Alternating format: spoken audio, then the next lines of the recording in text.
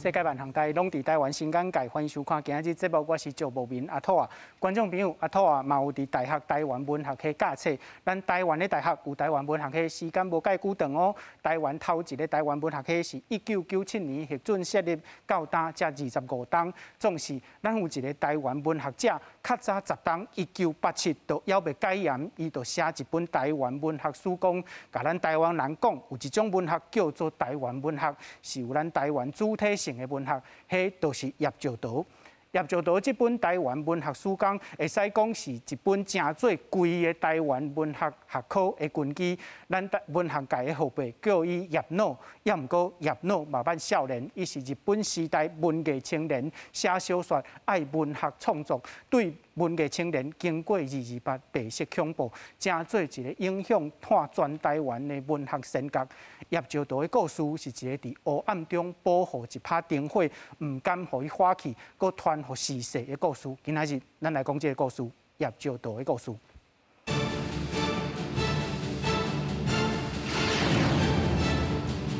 小介现场来宾邀请台湾男子叶石涛纪录片柯惠林导演。观众朋友，大家好。邀请530年台湾史料基金会秘书长，嘛是北教大台湾文化研究所英语教授林基勇教授。各位观众，大家好。邀请台湾男子叶石涛纪录片林敬杰制作人。各位观众，大家好。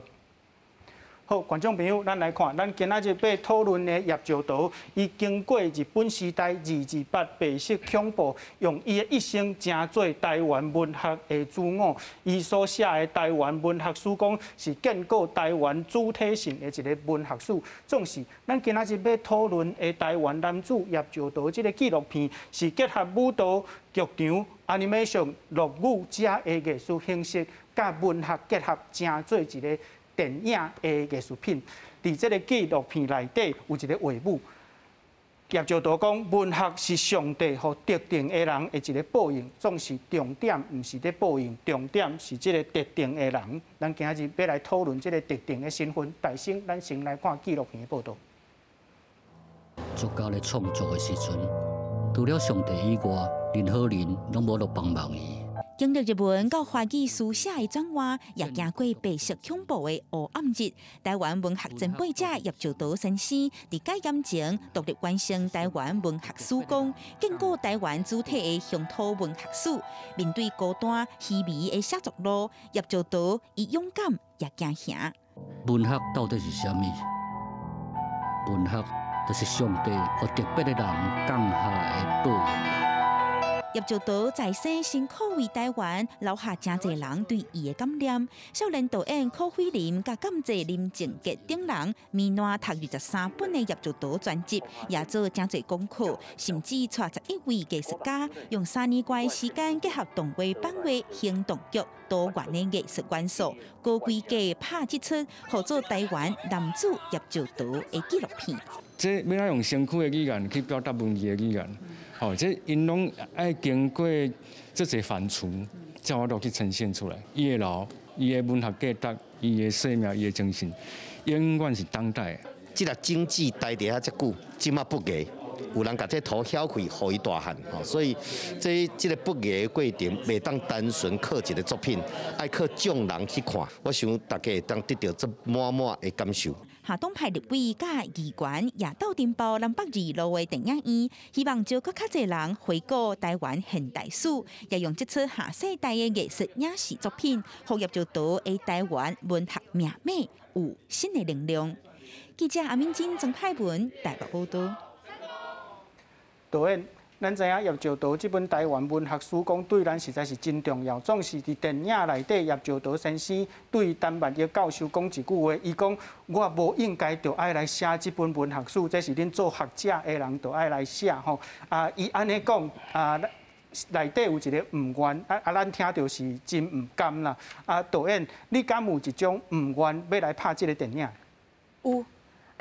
我迄个时阵其实有借用叶老的那一句愿望哈，来把它移植成我自己个人的愿望，就是我也祈求我在拍摄的时候，我也祈求上天可以给我一个能力，让我有机会能够有系统的把叶老的生平跟他的作品整理成一个拍成一个好看的他的生命故事的纪录片。是啊，导演讲到好看吼，对你来讲，这出纪录片吼内底上好看的部分是啥物呢？你的感觉？以好看来讲，我家己感觉是我找11位艺术家来共同参与这个纪录片。是。好，然后我感觉因为纪录片佫是讲台湾文学，我那时候是会担心说会不会观众会觉得这是一个比较严肃的议题，然后会觉得有距离，所以那时候就想说11位艺术家来跟我一起，我们来克服这个困难，让它变成在视觉上面可以是产生一种比如说视觉上的刺激或者美感，让大家会觉得是平易近人一些这样子。是。对。林大哥，你做制作人吼，对你来讲，你敢有迄个唔愿，就是讲唔愿台湾文学来拍远去，要来拍这个纪录片？是因为咱拢知影。这个叶兆涛伊在生的时阵，这项目吼，因为伊经过迄个时代啦吼，大部分的时阵搁咧戒严，戒严的时代，伊搁互关过3冬，吼，所以伊一世人的写作，拢这项目的，吼，搁无互即个主流的社会认同，吼，甚至伊迄个写稿吼，去投去。报社拢互退稿吼，等下咱向阳老师会使甲咱讲一段啦吼。所以讲，阮翕纪录片翕遮久吼，阮翕文学家的纪录片有哪翕超过10档。是。这10档，阮当然已经累积一寡翕文学家的纪录片的经验啦吼。会使讲咱伫台湾会使甲文学家的纪录片用迄种电影的规格。甲拍出来，佮互伊上戏园，这是一件足无简单的代志。会使讲，咱伫台湾会使甲世界来登讲咱台湾之战的。这已经之战的这个情形之下，咱嘛是最希望讲，咱台湾的作家，台籍的作家啦，台籍的作家，较少互讲到啦。是。咱台籍的作家敢有机会有哪用这种？客观的规格，电影规格来替因做纪录片，互台湾的民众拢会使来知影因，了解因的作品，了解因的遮尔辛苦的写作的生命的过程。是，这是阮一直以来的心愿。所以讲，即本有这个机会翕到叶兆涛先生，阮感觉这个机会足珍贵我嘛就总甲把握起来。尽量来甲伊拍好，阮认为上好啦吼。当然这个过程有哪最困难的。是，林大哥，你拄则所讲的纪录片吼，迄个就是因伫倒数写作迄个纪录片，这个纪录片大家拢真学乐吼。在你来看，拍遐个纪录片的时阵，甲即摆做叶兆涛有啥物上无共款的所在？我必须要讲吼，这个。文化是一个进步的过程吼。咱早期10年前、10几年前，咱台湾有这个引起倒数写作这个系列吼，我感觉这是一个进步这无简单呢，这无简单。就讲这个进步是一步一步个向前，一步一步向前啦。这反映就是讲，咱规个台湾对文学的这个认识是安怎啦这个无共款的所在，就是讲，规个台湾的民众，这个社会主流对文学可能嘛是搁停伫个较早戒严时代，咱拢讲哇，遮个余光中、郑愁予，因遮拢出赞的，但是规个时代的目睭拢无看到叶兆涛，因遮个台籍的作家，这是规个台湾社会。规个时代的问题啦，所以我真无愿意讲是引起倒数写作的人是安怎无爱来翕叶兆涛，这毋是因的问题，这是规个台湾、规个社会、规个时代的问题。咱则毋望讲，咱的这个社会对这个文化、文学的认识愈来愈深，一般的民众的认识嘛愈来愈深。以后，咱台湾的文化，咱台湾的文学，伊即个较早失去平衡这件代志，会使渐渐啊改善安尼。是。林教授，若是讲到文学吼，就爱教授来讲啊。我伫读大学的时阵，台湾都也无台湾文学系吼。因为叶石涛这本册以及济教授的努力，咱伫伫边2000年的时阵开始有台湾文学系。叶石涛这本册对我来讲，袂输就是讲上帝讲爱有光，就有光安尼。因为迄本册来有台湾文学这个学科，教授这个重要性，敢会当用路来甲你介绍一下？好，叶石涛先生啊，用讲是咱台湾文学史真重要的建构者。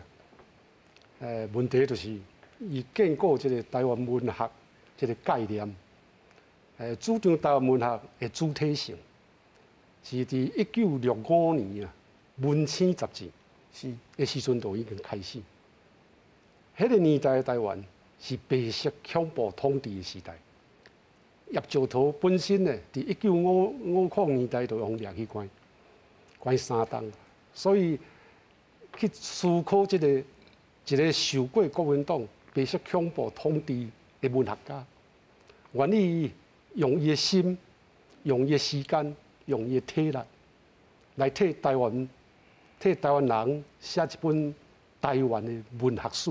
是，这是伊上大的意义所在。是。第二个意义呢，就是伫伊写作的这个阶段。伊写作这个阶段是1987年出版。1987年台湾戒毒戒严，所以表示讲伊写的时代呢是要未戒毒戒严的迄个阶段。是。迄个时阵的台湾，敢有中国文学，言必称中国。比如讲，台湾作家自称是中国新文学作家。包括叶石涛上好的朋友叫做陈应真，讲无台湾文学，有台湾文学叫做中国文学的台湾文学，伫台湾的中国文学，用这两个话来讲。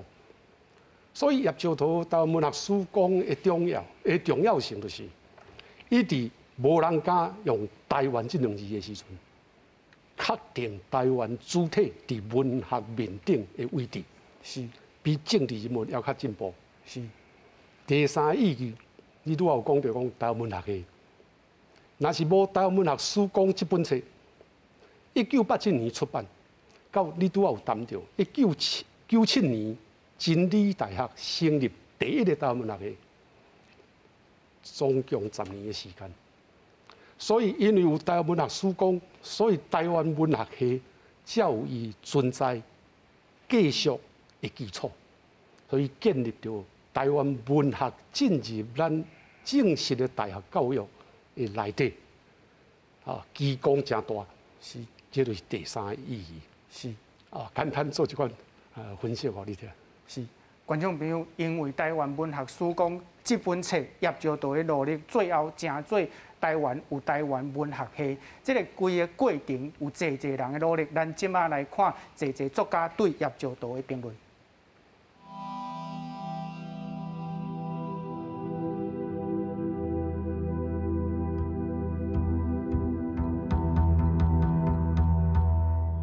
他在战后要重新拾起他的文学之笔，经过了2次的断裂。第1次的断裂是语言的再学习，第2次的断裂就是因为白色恐怖。他常常眼睛一闭，就会出现他那些狱友的一个形影。他说，他们一直跟他讲说，你要把过去这一段经验写出来。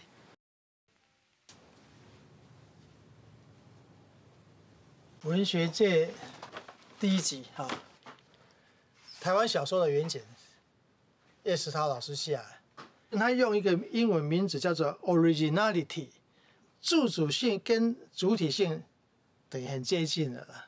在这样已经在那个时候已经很这一个踏出了一步。后来叶石涛他老师写这个台湾文学史纲，就是伫文学界的鼓励啦，还有帮忙之下，他完成这个初稿。个人来写文学史，其实有他的很大的困难，他什么助理什么都没有啊。你如果有看过叶老，就是一个小小的像学生的那个桌子，伟大的作品都是在那一个小小的桌子、很简陋的桌子上完成的啊。他觉得他作为一个作家，他开始拿起笔来写作的时候，这认为是他的一个十字架，是他的使命嘛。我到左营叶老师的家去拜访他，那老师就拿着一个木板啊，坐在一个凳子上面，那贴字哈，慢慢的下字，下个真慢。那样的一个景象，一个艺术工作者那样的奋斗，一直在我的脑海里。它是一个风范，一个鞭策，在陋巷里头在写东西。我一直觉得他写的最好的还是小说，他出手很快，很轻，很精准。对，而且有的时候很轻，然后好像你如果不注意就会忽略。对，而且好像都是一些日常生活小琐事而已，然后他好像写的叨叨絮絮的，但有的时候没头没尾，你还是觉得挺有趣的，而且那个文字很活。我看他后期的小说那种心态跟那个又回到他早期的那个写小说的腔调，而且你看他到晚年他写的东西，往往又回到了那个日治时代的回忆跟记忆，然后还写得活灵活现的，记忆都没有褪色这样子。然后对啊，就好像当初那个十几岁那个叶石涛又接起来了，就又接起来了，然后更丰富。虽讲台湾文学史讲对咱真正文学史真正是足重要，总是咱袂当袂记哩。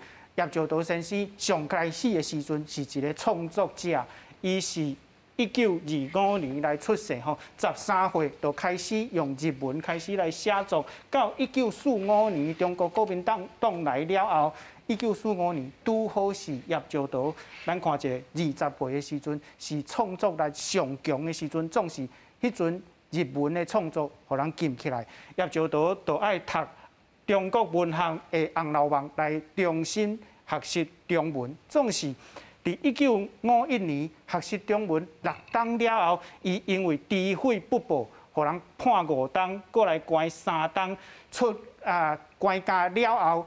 用代课的方式来讨谈，这是一个足艰苦的过程。伊的文学创作来过长15档，伫1965年，佫开始重新来创作写小说，当这时开始整理咱台湾的文学史。导演，咱看到杨翠老师。伫纪录片内底讲，伊有2摆过长，头一摆是即个语言本底是用日文来创作，第2摆去互关家。出来了后，咱知影其实伫影片内底，侪人甲叶石涛先生来帮衬，譬如讲陈贵海医师啦，郑景明医师，纪录片内底有另外一个足趣味的人，叫做陈昆仑先生，伊是叶石涛的马正吼，马甲逐工去等伊下班啊，看伊骑铁马迄个形影，最后煞来。开这个出版社来开始出册吼，咱知影叶石涛先生虽讲是一个足咱台湾文学界足大粒的一个先觉，总是伊毋是唯一一个英雄，才是侪人伫甲帮衬，侪人正这个台湾文学的事业吼。你咧拍电影的时阵看到这的人甲伊斗相共，你的感想是啥？我感觉足感动的吼，因为我感觉这款精神。已经踮咧这个时代是足少啊，是那种蛮重情义的那种感觉。然后你知道说叶老在那个年代他是寂寞的，但是虽然他寂寞，但是还是有一般人是懂他的，在支持着他这样子。是林大哥咱嘛看到伫纪录片内底有讲到。叶石涛先生的公主吼，读高中的时阵，互教官不当来管教，结果入去精神病院吼。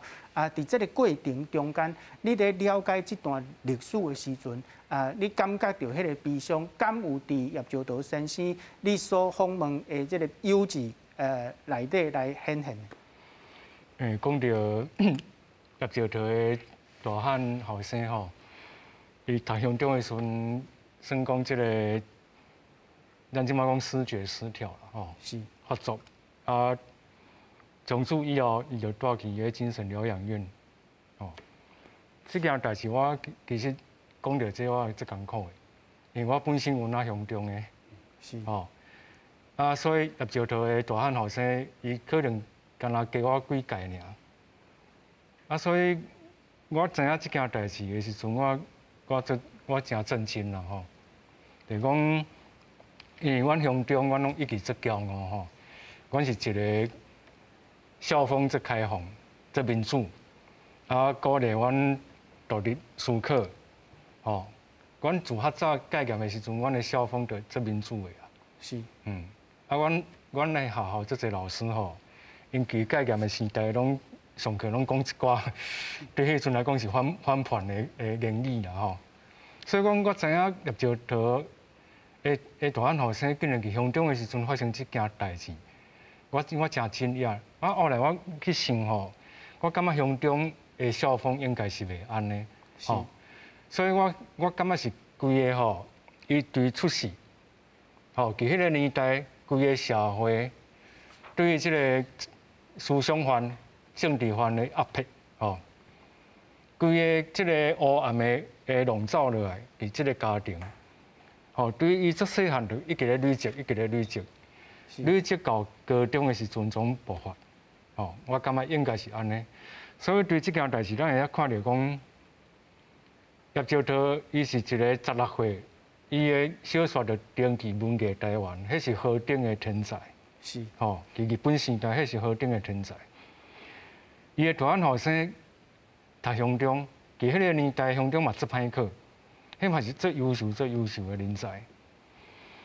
一个白色恐怖即件代志，残害即个家庭2代，一直到叶石头先生过身。一直到今嘛，这个伤个感官个底下的。是。哦，这件代志其实讲到这，会最艰苦啦，会最艰苦。影片内底，叶石头先生较细汉的囡仔吼，伊伫描述伊的爸爸的时阵，伊讲我的甲爸爸袂输是一粒石头，互人一直磨甲足圆的，这款的感情你的看法？是，就是叶石头伫纪录片内面，伊的第2个后生吼。出现真济，伊第2个后生，伊有一种敢若足乐天的感觉吼，啊讲的足趣味吼，其实大家感觉伊甲叶石头先生应该有一寡相似啦吼。是。对，啊伊讲到因爸爸即个字拢已经拢，迄个棱角拢已经磨甲圆去啊。是。其实伊即个讲法足传神吼，伊用即个讲法来讲因爸爸这世人是安怎互即个政治安怎甲糟蹋，吼啊！伊安怎伫即个政治的压迫的人生中，伊保存落来，继续写作，反映伫伊的笔记，安尼棱角拢磨甲无去。是。所以伊讲即件代志，毋哪咧讲伊棱角拢磨甲无去，遮简单啦。棱角拢磨甲无去嘛，是继续要写，一直要写。迄种感觉是好，观众朋友，咱讲叶石头这个人讲煞吼，咱即马来讲伊的文学。为1968年开始吼，叶石头发表头一部的小说集叫做《乌罗汉春梦》，过来同一档发表伊的评论集。开始1977年开始发表台湾乡土文学史的讨论，1987年出版《台湾文学史讲》，成做咱台湾足重要的文学史的研究者。林教授，咱看到叶石头遮的文学的成绩吼，拢会列做叶石头袂输是一个文学的革命者吼。总是咱知影叶石头先生的个性其实是较温顺的人。伊伫少年的时代，咱讲伊实在是一个文艺青年吼。伫1930年代。方面华文学的时期，伊甲日本的文学家西川满是行较晏，伊真正是较要以文学的文字的水开这款艺术的价值。伊做一个少年的创作者，林老师来甲咱介绍一下。这讲来话头都真长啊！吼，去日本时代，叶绍图先生呢进入这个西川湾啊，是伫1940年代的代志。那个年代咧，西川湾就是代表日本政府啊，控制台湾文坛官方的代表。是。所以叶绍图做伊的徒弟啊，迄个时阵的写作咧，相当的罗曼蒂克，是浪漫啊。是浪漫主义者啊，毋过日本战败了后咱拄仔讲到伊受到国民党白色恐怖统治，关押入监牢3冬。这3冬对伊的家庭、对伊的囝儿、伊的后生、对伊的太太影响拢真大。是，等到伊真正开始发表作品，你拄仔讲到乌罗汉春梦，这个时阵伊的作品呢已经。自日本时代迄款浪漫，因为互现实磨到吼，会讲圆滚滚啊吼，是开始进入对社会啊、对土地、对百姓、对普通的人迄款关怀。是啊，当然后来伊个开始评论，伊的评论呢事实上是为着伫1950甲60年代啊，台湾的作家。比较着含国民党来台了后的外省作家，会讲天甲地的差别。是，所以叶绍图先生是希望透过伊的文学评论来，互咱家己台湾本省籍的这作家，因的作品互人看会到。是，所以一方面伊是小说家、创作者，另外一方面呢，伊是评论家、评论者。是。这是叶绍图一生内底2个脸啊！会讲伊若是一台车，文学的车，用这2个脸。这2脸呢，讲起来，伊应该是真好的小说家。毋过伊用足侪时间去写评论，是等于来替含伊同辈的台湾作家拍扑啊！替同辈台湾的作家来斗甲因推杀。是，所以伊牺牲自己的文学创作。去互台湾其他互看袂到的作家因会当有互看到的舞台甲机会。是这就是伊的重要性。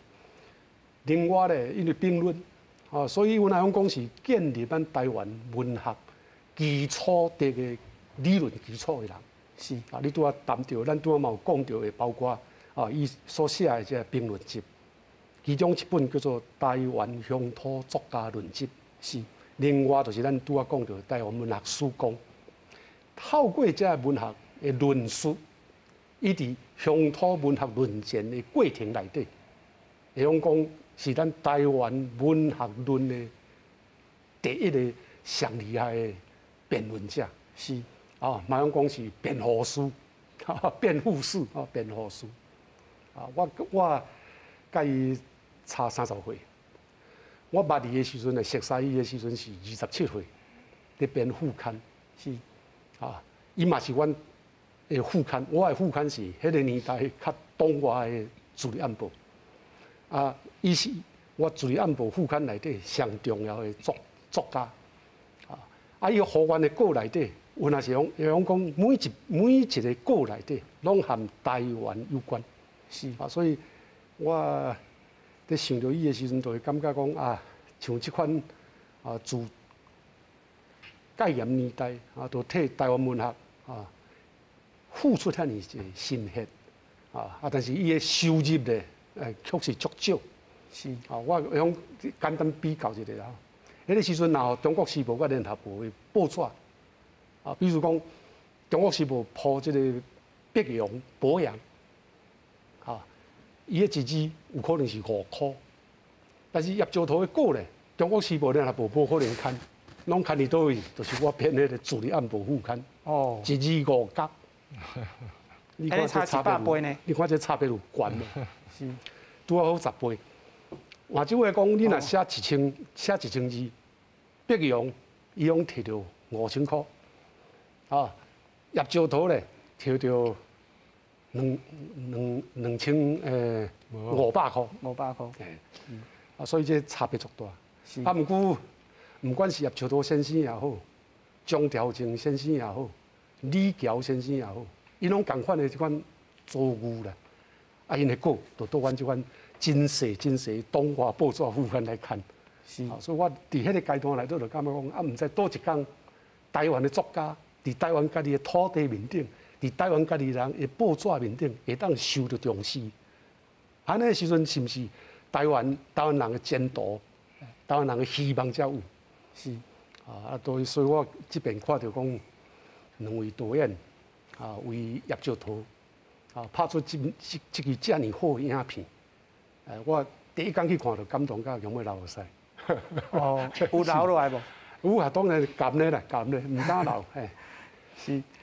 导演拄则教授讲到这个文学史面顶的代志吼，伫这个作家因为中国作家、中国认同的作家，甲咱台湾人的作家，待遇面顶差遮多吼。你咧做这个影片的时阵，一定有采访济有捌叶绍图先生的人，甚至是伊的家属吼。叶绍图先生伫做文学创作这段时间内底，伊的生活咱会可能会较浪漫化，因为叶绍图先生有一句足出名的话，讲台南迄个所在是适合生活打拼讨趁好好啊做梦的一个所在。总是咱知影叶绍图先生家己的生活无遐好，敢毋是？是，他还有另外一句名言哈，伊讲夜晚才是他打仗的时候。那个为什么呢？因为他白天需要去教书。是，然后教书，他才有办法负担他，这是最基本的收入，负担他的家庭。然后晚上他利用下课回到家里的时候，才开始写他的自己的，不管是小说创作，或者是评论，甚至他还有为了要争取多一点收入，他翻译了很多的听说杂七杂八的都有，比如说如何戒烟呐。好，然后如何减肥啊，各种杂书，那叶老是这样子在过生活的，为日文翻译做华文这样子。是。林大哥，你咧做这个纪录片的时阵，咱知影吼，你甲导演读济叶绍图先生的作品，会使讲是自头到尾读到了吼。你咧读叶绍图先生的作品，尤其是伊的小说创作的时阵，你上大的印象是啥物咧？阮导演上爱讲，伊所爱叶绍图先生的幽默感。你看，伊是一个吼，即个白色恐怖安尼压迫的人吼，但是伊保持迄种幽默吼，这点是真难得。伊的小说吼，伊的创作的小说，其实拢足活吼，伊所描写的迄拢足活。尤其伊迄个晚年的时阵，伊写《希拉雅莫伊》。潘莲花，迄写甲做大胆啦吼，情色做大胆啦吼，就有人会感觉讲，这可能甲规个社会已经戒严有关系吼。伫迄种戒严的时代，咱规个拢笼罩伫迄种压迫，所以包括咱的心灵、咱的身躯、咱的思想拢唔敢大解放吼。戒严以后就大解放啊。所以伊的迄种写作就更加较大胆啦。我感觉这是真，我咧拍这个纪录片，观察伊的写作有这个感受。另外一点来讲，我想要分享来讲，有观众看了甲我问讲，是安怎伊要安尼一直写落去？那既然是写作是报应的话啦，是。这点来，我想来讲对啊，伊想要一直写落。咱一般人咧写作，咱求的是啥物？写作是一个最束缚的代志。要趁钱嘛，做歹趁的。当然有较少数的人，伊变成畅销书作家，嘛会使名利双收啦，是。但是迄足少数啦。你也无法度变成畅销书的作家，你上无有的人嘛得到迄个名声。哇，伊是一个大文豪，虽然伊的册无畅销。但是叶绍图像拄向阳老师讲的，迄阵咧向阳老师咧做副刊编辑的时阵，伫这个影片内面，老师有讲到一点，我感觉最感慨。伊讲叶石涛是自称伊家己是退稿专家啦，退稿专家啦。啊，既然你是一个退稿专家，我就回想我少年时阵我咧写稿，我互退稿一本，退稿2本，我可能这条路我感觉我就无爱行啊，吼。除非讲你甲我用，鼓励着啊。但是叶石涛一直互退稿，一直互退稿，你也无名，你也无利，你啥物拢无，啊，写作这件代志对你来讲是啥物意思？是啥物意思？这个问题，互我拍这个纪录片的过程，我感觉有一个真深的感悟啦，甲佩服安尼啊。是教授拄则林大哥讲到叶石涛先生吼，一直咧写作影片内底罗香云小姐嘛讲到叶石涛先生食老时阵，伊的写作袂输较晚伊少年的时代迄个时期吼。咱嘛讲到希拉雅的号的潘云花这个小说内底，咱知影叶石涛先生实在是足够写迄款女性的水吼。这伫伊较少年的时阵，3月的妈祖天上圣庙的祭典吼，这拢看会出来，伊足够写迄款水气的文字伊的文学的笔吼，实在是足有路吼。做一个文学的创作者，尤其是你捌编辑过叶石涛先生的文章吼，做一个文学评论者，你会安怎来评论叶石涛先生的文学创作的成就？创作的部分吼，咱拄有讲到，就是讲，叶石涛先生用讲是吼评论海潮的小说家。是啊，伊若按照伊少年时代20外岁哈，20通岁就已经伫日本的文坛，就日本的台湾文坛已经出名。伊毋是无名小卒。迄个时阵，南无即个战乱，或者是讲战乱了后，伊阁继续写作，卖互掠去关。伊是一个真伟大的台湾小说家。是这当然含伊的读册有关系。伊是台湾作家内底，了解世界文学的主流，甲世界文学的这个潮流的一个作家，所以伊翻译过真侪重要的外国作家的作品。所以伊本身呢，伊有一个小说面顶的一个理想的境界伫遐。是。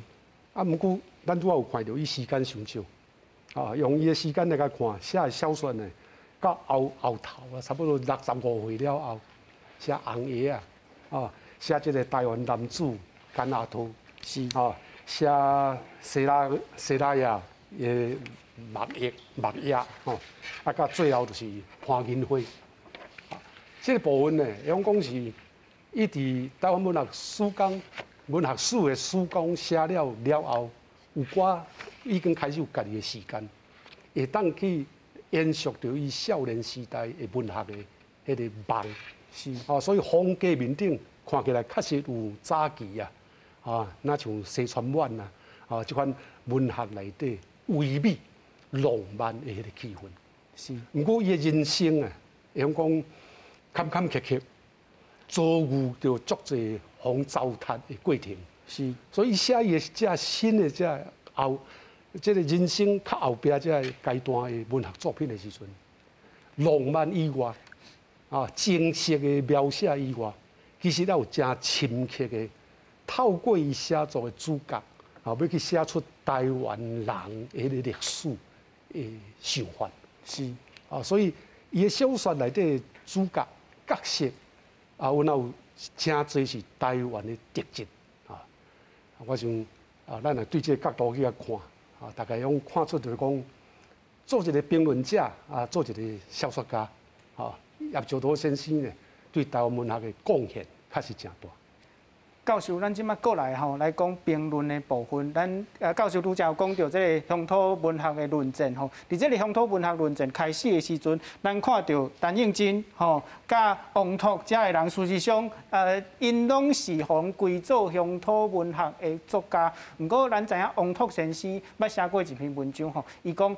毋是乡土文学，是现实主义的文学。对伊来讲，迄个现实就是台湾总是遮的乡土文学，台湾的乡土文学作家，把这个台湾的问题讲出来时阵，就互陈映真先生讲，因是分离主义，吼，袂输讲是就是台独的意思啦，吼。毋过对叶石涛先生来讲，吼，伊所要义的，就是迄个台湾的意识，伊真明确，甲迄个乡土甲摕掉，甲当做台湾，敢毋是？是，吼，咱讲到你即摆讲到是1977年台湾的乡土文学论战。是。这个论战讲起来话头长，我只简单讲就好。伫国民党这边呢，是彭哥，伊是中央日报的总主编，是。另外就是余光中，因两个拢是外省人，所以我用因原来的音啦吼。伫台湾派这边，就乡土文学派这边，陈应真，另外汪拓，甲叶石涛先生，是甲国民党拼台就对了。但是伫这个过程内底咧，你用看出到，就算是拢是乡土文学的这个阵营。陈应真甲叶石涛有正大的无共，就是1977年的5月，叶石涛发表伊正重要的这个论文，讲台湾文学本身就有一个主体性的这边，台湾的乡土文学史论。但是陈应真呢，伫张条件所编的台湾文艺面顶发表是台湾乡土文学的盲点，就是无看到迄个死角了，对。是。自安尼开始，两个人伫台湾立场甲中国立场这个部分出现正大的差别。国民党当时打压这两个人，是因为因拢有案底。拢是左派，拢有互认为是共产党的人，因拢主张社会主义。毋过，伫对待乡土文学这4字的时阵呢，叶石涛认为台湾文学才是台湾人应该徛的迄个主体，所以主张的是台湾的台湾文学。陈应真主张的是中国的台湾文学，中国的地方台湾的文学。是。自安呢，到1980年代了后，因为1977嘛，两个人就开始无共款，就分开。所以乡土文学论战对台湾的文学有影响。这个影响呢，上大的应该就是叶石涛先生所主张的台湾主体的台湾文学。是。对陈应真来讲，上大的，用讲原来是算伊的损失啦。就是伊自这个论战了后咧，含台湾愈行愈远，到后壁正做伫中国来担任这个台湾文学的代表，就变做讲伊是中国的地方台湾文学的重要人物。我感觉真无彩。当然这是伊的主张，每一个人有每一个人的主张，但是咱就今仔日来甲看，叶石涛先生肃穆一生。但是公营是永远是。陈应真先生，因为对台湾的认同较无遐尼真实，所以颠倒呢，慢慢互台湾人对伊开始无法度，用讲甲表示敬意。是，这有那是无彩的所在。是，OK。咱过来讲到叶石涛先生的文学，以及即摆即个纪录片内底用侪无共的艺术的形式来表现叶石涛先生的作品，咱斗阵来看。开玩笑，偷我东西道歉就算了，我绝对不同意啊！无恁即马三个先搬倒去厝啊？你讲梁山伯胖见伊只鸡啊，伊欢喜等伊的，恁袂欢喜食我的，井水不犯河水啊！即马怪到面头顶，嘿，都活见鬼咧！有这废话呢？我们明明就看到那个鸡炖在锅子里面啊！无唔对，我鼎内顶一只鸡啊，唔对。你安怎证明这是梁山伯迄只？有道理。嘿啊，恁别开报看要来报档呢，我甲你讲，我去坐牢，我阳气全失呢，我要今来报档，结果报档嘛还我。我即马先准备看来看啊！你这当什鬼？你别甲你吹气来个！干你娘！别碰我啦！迄毋是听的声，迄是发自肉体足内底足爽快的声音。茉莉小姐咧，袂记哩做一个查某人的分寸，目睭刻刻，身躯酥酥软软，就靠伫我的身躯顶。我甲伊咧，就做伙坐伫门床头，看到窗外暗淡的月亮，慢慢坐了偌久，坐甲我两拢下去开，就手牵手倒伫面床顶，真紧就困去啊。远远的，我听到鸡啼，划破了暗暝，天一点啊一点啊光开啊。不过，我始终分不清楚，那维系是月光或阳光。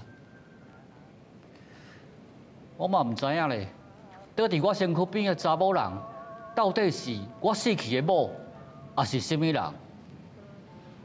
因此，我翻个身，吻着这女人柔滑的脸颊。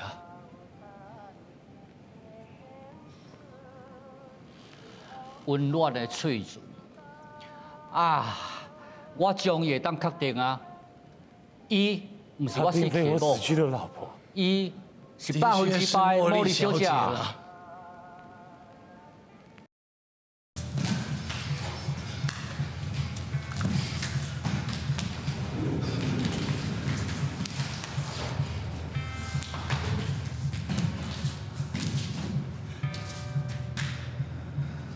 我借这一次的排练想了很多，因为毕竟我们其实并没有真的待在那个时期过，我自己是完全没有过。但是我在思考是，那个时期是不是也影响了现在的社会，甚至是那个影响是影响到一个完全没有参与过那个时代的人，那个社会影响下来，影响到我的身上。或者是甚至是它就在我的基因里面，也有可能。这件事情让我觉得很有趣，就是真的是认识一个很未知的自己。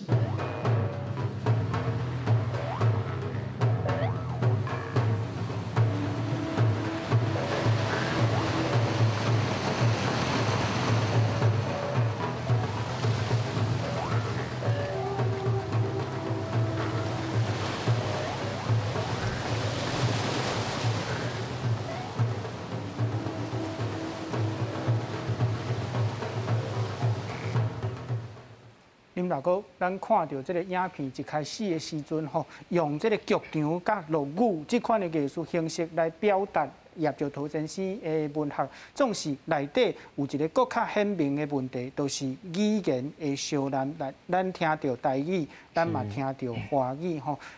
咱虽罔知影讲叶石涛先生伊本底是一个台语人，总是伊所写的作品吼是用华语来书写。你咧处理这个纪录片内底的这个演出，以及用语言吼去彰显叶石涛先生的作品的时阵，你安怎处理这个语言的问题？是，尤其这段舞台剧吼，是导演阮做伙去讨论讲，这个语言的用法，吼，这是阮特别的一个想法啦，就是讲，阮特别安排这个庄义珍来演叶石涛，互伊伫舞台顶面咧写作，是，伊写作的内容就伫后壁咧搬，即个伊的小说内面的男女主角是要用啥物款的语言来讲呢？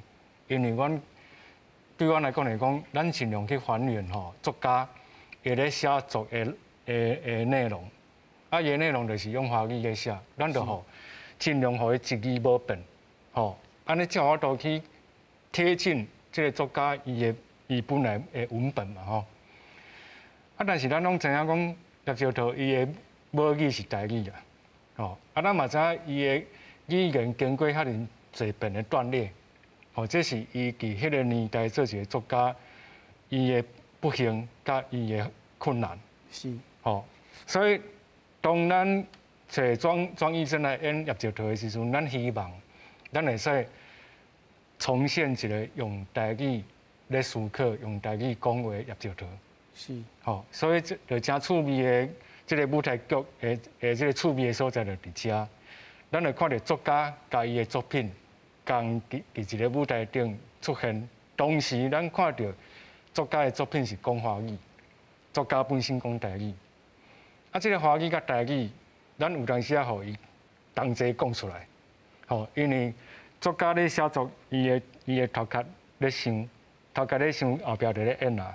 吼，啊，所以伊咧写作，伊甲伊写的字，迄字念出来是用台语念，伊的作品的内容用华语咧演。吼，啊，这个形成一个。这复杂啊，充满着辩证性的一个语言的迄个辩证伫遐。是，教授，影片内底吼，曾益晶先生伊所讲的台语，伊的口碑受到侪人来讨论吼。教授，你当时是嘛是一个创作者。啊，你是一个台语人，啊，你的创作有侪嘛是华语的创作。咱知影曾益晶先生在读叶石涛先生的作品的时阵，伊本底是一个华文的作品，啊，伊要用台语甲伊讲出来，无经过一个翻译的过程，啊，地书侪人讲，伊的台语听起来啊，敢若怪怪的外语吼，啊，教授你安怎看？哈哈，你咧甲我考试吼，啊，我咧讲哦，翻译中国的华文啊。甲台湾的台文啊，这两个部分啊，已经讲是用翻译才有可能。是，所以曾先生的台语咧，含叶石涛先生原本的这个华文的文本，伤过头接近，假使伊若当直接甲翻译做台湾话，会当改变。是，拄啊林导演有讲，伊的构想我感觉真好。好，咱伫后世面的理论内底有讲到，这叫做语言的套蓝，对，啊，语言的讲蓝做伙迄个套蓝，语言甲文字的套蓝的结果咧，